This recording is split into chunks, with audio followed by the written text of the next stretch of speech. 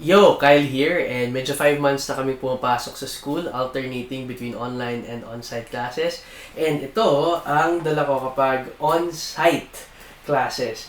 I guess in another video, I can show you yung big bag, but most of the time, ito lang dala ko papunta sa school. Especially since nag-aangkas din lang naman ako.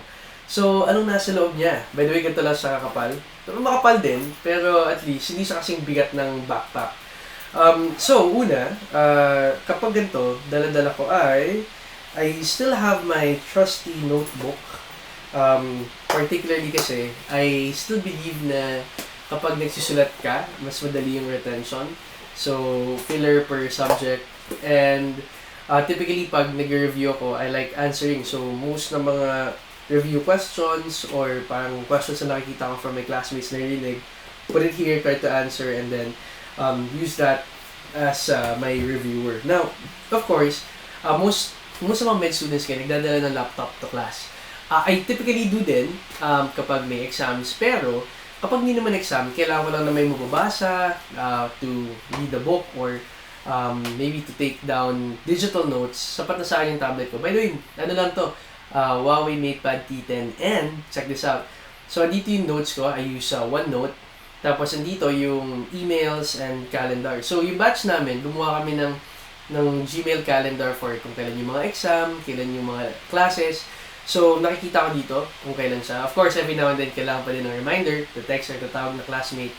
But at least, everything I need is here. And what I love about this is, so kung napapansin nyo, black and white siya. That's because I have my ebook mode turned on. Pero kapag tinurn off mo siya, yan. So, pwede naman na may kulay. Para lang sa akin, mas masarap sa mata kapag black and white siya. Tapos, on the rare case na, for example, may paper na kailangang ipasa, tapos, nasa school ka, wala kang dalang laptop, that's where this keyboard comes in handy.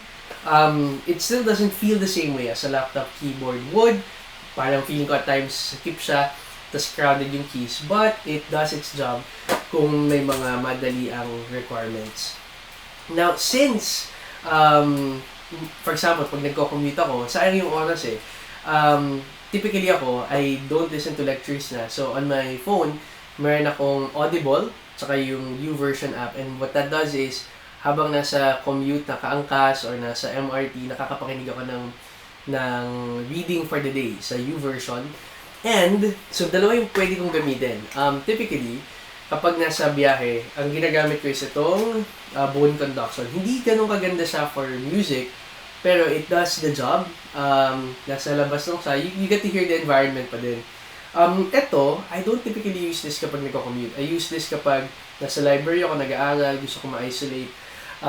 But yeah, so habang nasa daan, I get the most by Audible or YouVersion. Tapos of course, nasa phone ko na din yung aking notes and yung calendar. By the way, so both of my devices are Huawei. Yung phone ko lang ang may Google, yung kabila gumagamit ng G-Space. So, yun lang, share ko lang. And since very dependent tayo sa gadgets ngayon, syempre, hindi mawawala sa ating everyday carry ang Powerbank. So, this is 10,000 mAh. Yung phone ko is 2,500 mAh. Tapos yung tablet ko is 5,000. So, kaya niyang i-charge twice yung cellphone ko and yung tablet ko once.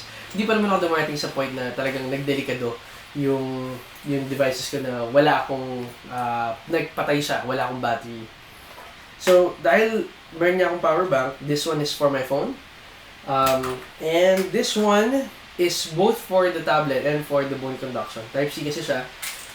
And at the same time, ito, favorite ko to. Particularly because this Philips earphone, nabili ko siya ng 900 ng 2020. And 2022 na, buhay pa din siya, maganda pa din sound niya. Talagang pag Philips, kahit yung low cost na mga earphones sila, talagang worth it. Of course, meron akong splitter. So, at times na gusto kong manood ng lecture or kasi sa Neo LMS nag-upload mga profs na lecture. And I want someone to join with me para may kasabay. Kasi pag mag-isa ka, walang drive. Pero kapag may kasama ka, at least kapag gusto mong patayo-tayo ka na lang, may hahatak sa'yo, tapos natin yung lecture na to. Now this one is actually the wire of this one. In my experience, kasi kapag yung headphone nakakonect na talaga sa wire, pag nasira yung wire, sobrang hassle. At least kapag detachable, pag nasira yung wire, palitan mo yung wire. Pag nasira yung unit, palitan mo yung unit. And of course, yung ating mga pangkabit sa wall. And ito, na shoutout sa OB Profs namin. May mga OB Prof kami na nagbigay ng Ferrero Rocher. And yung lagayan, kinuha namin. Tapos kinuha namin parang mini electronics tool. So, salamat po OB. And yeah, right now yung aking bag is typical bag for tablets. It's been cool the past 5 months. Kasi past 5 months ko lang siya ginagamit ng talagang gamit na gamit. So typically kapag lectures lang, hindi naman exam, what I value the most is portability, lightweight, and of course functionality. So lahat na kailangan ko nandun, bringing as little as possible, and you can walk with your back not aching.